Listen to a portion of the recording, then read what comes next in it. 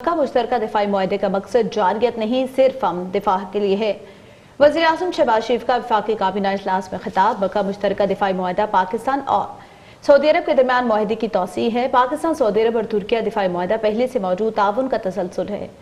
हर ban शरफैन के तहफ़्फ़ुज़ की जिम्मेदारी पाकिस्तान के अवाम और फ़ौज के लिए अहम फरीज़ा है। मुआहदा खित्ते में अमन, सलामती और खुशहाली के लिए है।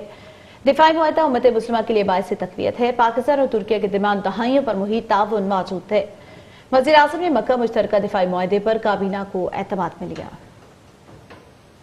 सऊदी अरब, पाकिस्तान और तुर्की के दरमियान एक दिफाई मुआहदा वहाँ पर साइन किया गया, जिसमें क्राउन प्रिंस मोहम्मद बिन सलमान और तुर्की के प्रेसिडेंट जनाब तैयब एर्दोगान और मैंने पाकिस्तान के बिहाफ पे उस मुआहदे के ऊपर दस्तखत किए। जो दुनिया के इंतहाई होलीस्ट प्लेसेस हैं, मक्कातुल मुकर्रमा, मदीनतुल मुनव्वरा, उनकी हिफाजत के लिए पाकिस्तान के अवाम और अफवाज अपने सऊदी भाइयों के साथ मिलकर ये जिम्मेदारी हमेशा निभाते रहे। ट्राइलेटरल एग्रीमेंट साइन हुआ, जिसका मकसद ये है कि खित्ते में अमन, तरक्की और खुशहाली को फ़रोग़ दिया जाए। इसका मकसद कतन ये नहीं कि कोई एग्रेशन हो।